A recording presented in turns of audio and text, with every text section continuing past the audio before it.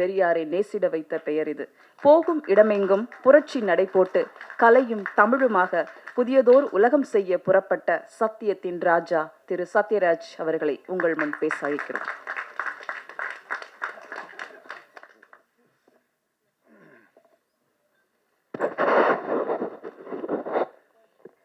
பத்திரிகை நண்பர்களுக்கும் கலையுலக நண்பர்களுக்கும் என்னுடைய வணக்கத்தை தெரிவிச்சுக்கிறேன். இன்னைக்கு தான் எனக்கு ஒரு சஸ்பென்ஸ் உடஞ்சிரு. சிங்கம் என்ன சிங்கிளாத்தான் இருக்குதா? யோகி பாபி சொன்னதுக்கு அப்புறம் தான் தெரிஞ்சது. சரி, நல்ல விஷயம்தான். இப்போ இந்த படம் பெரிய வெற்றி அடைஞ்சுன்னா என்ன ஒரு ஆபத்து இருக்கு தெரியுங்களா? இந்த படம் பெரிய சக்சஸ் ஆச்சுன்னா எந்த படத்தினுடைய இசை வெளியீட்டு விழா நடந்தாலும் கரண்ட் ஆஃப் பண்ண சொல்லுவாங்க.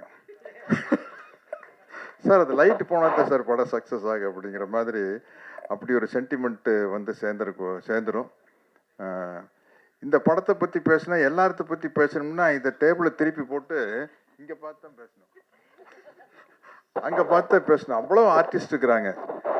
இது உண்மையிலேயே இந்த அளவு கேதர் பண்ணுறது பெரிய கஷ்டமான விஷயம். ஏன்னா இதில் இருக்கிற அவ்வளோ பேர் பயங்கர பிஸியான ஆர்டிஸ்ட். இன்றைக்கி நான் திரும்ப திரும்ப கேட்டேன், தம்பி யோகி பாபு கண்டிப்பாக வந்துருவாரான்னு கேட்டேன். என்ன அவ்வளோ பிஸியாக இருக்கிற ஆள் கரெக்டாக வந்துட்டார். மற்றவங்க எல்லாரும் எங்கெங்கேயோ மாட்டிக்கிட்டு இருக்காங்க. இந்த படத்தினுடைய ப்ரொடியூசர் யுவராஜ் வந்து நம்மளுக்கு ஒரு நல்ல விஷயத்தை சொல்லி கொடுத்தாரு. எனக்கு இல்லை, புதுசாக மேடைக்கு வரவங்க நிறையா பேர் சொல்லுவாங்க, நான் எனக்கு மேடையில் பேசி அவ்வளோமா பழக்கம் இல்லை அப்படிலாம் சொல்லுவாங்கள்ல. அது உங்களுக்கு என்ன மொழியில் வருதோ அப்படி பேசிட்டு போக வேண்டியதுதான்.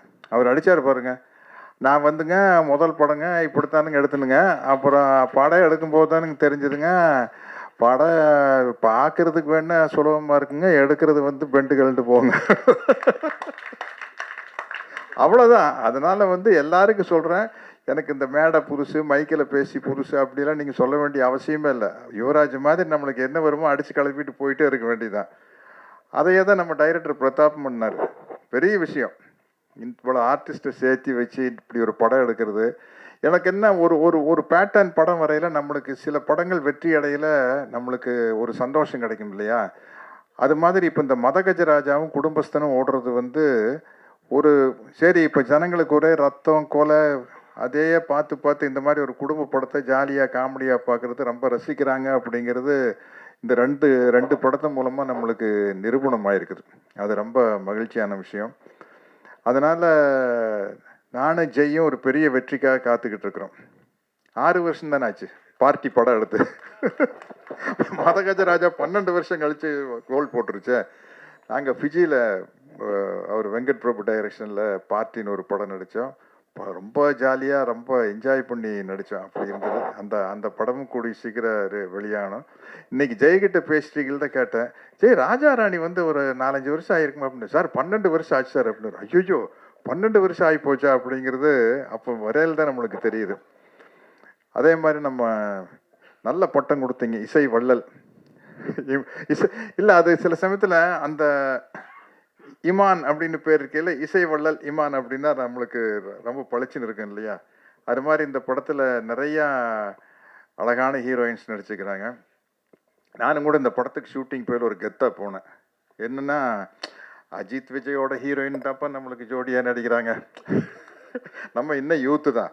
யாருப்பா அவங்களுக்கு ஜோடியாக நடிக்கிறீங்கன்னா கீர்த்தனாங்க, விஜய் கூட அஜித் கூட எல்லாம் ஜோடியாக நடித்தவங்க இப்போ எனக்கு ஜோடியாக நடிக்கிறாங்க அப்படின்னு. பட் அது அவங்களுக்கு சந்தோஷமாக இருந்ததுன்னு தெரியல. அதையும் யோசிச்சுக்கணும் இல்லையா? மட்டும் சந்தோஷமாக இருந்தது அப்படின்னு சொல்கிறாங்க. ரொம்ப மகிழ்ச்சி. இந்த மாதிரி படங்கள் ஓடுறது வந்து ஒரு இப்போ சினிமாங்கிறது ஒரு என்டர்டெயின்மெண்ட்டு தானே. உள்ளே போனோம், ஜாலியாக சிரித்தோம் வந்தோம் அப்படிங்கிறது ரொம்ப முக்கியமான விஷயம். அதே மாதிரி இந்த படத்தில் வந்து அவ்வளோ இந்த ஷூட்டிங் ஸ்பாட் வந்து ரொம்ப கலகலப்பாக இருந்தது. யோகி பாபு சொன்ன மாதிரி கவுண்டமணி அண்ணன் கூட நடிக்கல சிரிச்சுக்கிட்டே இருப்போம். எல்லா வசனத்தை மறந்து அப்புறம் நாங்களே சொந்தமாக வசனம் பேசுறது. அந்த மாதிரி இந்த ஷூட்டிங் ஸ்பாட்டில் வந்து அவ்வளோ பேர், ஆனந்தராஜன், இளகல் ரவி, இளவரசன் எல்லாருமே வந்து ஒரு டீம். இது வந்து அவ்வளோ ஜாலியாக இருந்தது. அவ்வளோ பேர் இங்கே வந்திருந்தாங்கன்னா இன்னும் ரொம்ப சந்தோஷமாக இருந்திருக்கும். நிச்சயமாக இந்த படம் வந்து ஒரு பெரிய வெற்றி அடையும் அப்படிங்கிற நம்பிக்கை இருக்குது. நல்ல ஒரு வெள்ளந்தியான தயாரிப்பாளர் கிடச்சிருக்காரு. ஆனால் உஷாரான ஆள் தான். உஷாரான ஆள் தான். அவரே வந்து ஒவ்வொரு ஆர்டிஸ்ட் இப்போ இந்த கேரக்டருக்கு இவங்க நல்லா இருக்கு, அந்த கேரக்டருக்கு அவங்க நல்லா இருக்குன்னு சொல்லி பட்ஜெட்டை அவரே ஏற்றி விட்டார். அதனால் பிரதாப் உங்கள் மேலே பொல்லா போகிறாது. ஏன்னா வந்து இவ்வளோ பேரையும் வச்சுட்டு அவ்வளவு சிக்கனமாக படம் எடுத்தாருங்க. சொன்ன டைமில் டக்கு டக்குன்னு எடுத்து யார் யாரை எப்படி அந்த டைரக்டருக்கு வந்து அந்த எடிட்டிங் நாலேஜ் இருந்துருச்சுன்னா ரொம்ப முக்கியம். அதுதான் ஒரு படத்தை சீக்கிரமாக டைரக்ட் பண்ணி முடிக்கிறதுக்கு அந்த எடிட்டிங் நாலேஜ் இருந்தால் வந்து, இல்லைன்னா 5 நாளில் எடுக்கிற சீனை 10 நாள் எடுத்துக்கிட்டு இருப்போம். அது இல்லாமல் ரொம்ப சிக்கனமாக எடுத்து நல்லபடியாக முடிச்சிருக்காரு. எல்லா வகையிலையும் ஒரு சந்தோஷமான படம் எனக்கு. இந்த படத்தினுடைய வெற்றிக்காக நானும் காத்துக்கிட்டு இருக்கிறேன். நன்றி, வணக்கம்.